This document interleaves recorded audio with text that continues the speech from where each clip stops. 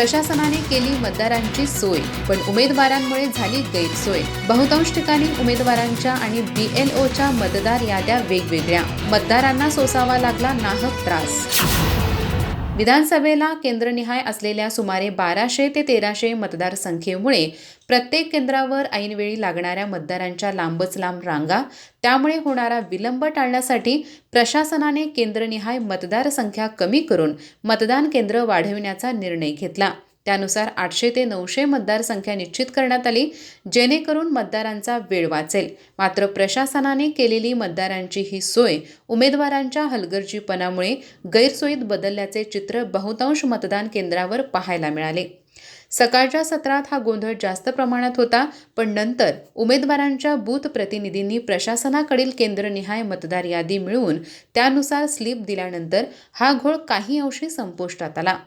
बहुतांश उमेदवारांनी प्रशासनाने प्रसिद्ध केलेली अंतिम मतदार यादीच अंतिम मानली। त्यांनी केंद्रनिहाय प्रसिद्ध केलेल्या याद्या प्रशासनाकडून घेतल्या नाहीत। शिवाय प्रचाराचे एक माध्यम म्हणून घरोघरी स्लिप वाटताना अंतिम यादीनुसारच मतदानाचे अनुक्रमांक दिले गेले। प्रशासनाकडून देखील योग्य अनुक्रमांकाच्या स्लिप वाटल्या गेल्या असल्या तरी बहुतांश ठिकाणी उमेदवारांनी वाटलेल्या स्लिप घेऊन मतदार मतदानासाठी घराबाहेर पडले। त्यामुळे मतदान केंद्रावर गोंधळाची स्थिती निर्माण झाली। काही ठिकाणी BLOनी योग्य मार्गदर्शन केलं, पण पूर्ण अनुक्रमांकासह याद्याच बदलल्या असल्याने केवळ नावावरूनच यादीत मतदारांचा शोध घेणे दिव्य बनून राहिले। हा प्रकार लक्षात आल्यानंतर काही उमेदवारांनी प्रशासनाकडून केंद्रनिहाय PDF स्वरूपातील यादी मिळवून त्यांच्या प्रिंट काढून मग मतदारांना मार्गदर्शन सुरू केलं।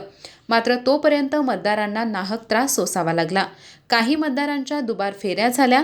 प्रशासनाने मतदारांची सोय केली, पण उमेदवारांच्या चुकीमुळे गैरसोय जास्त झाल्याची भावना अनेक मतदारांनी व्यक्त केली। अधिक माहिती आणि ताज्या घडामोडींसाठी आजच आमचे चॅनल सबस्क्राइब करा।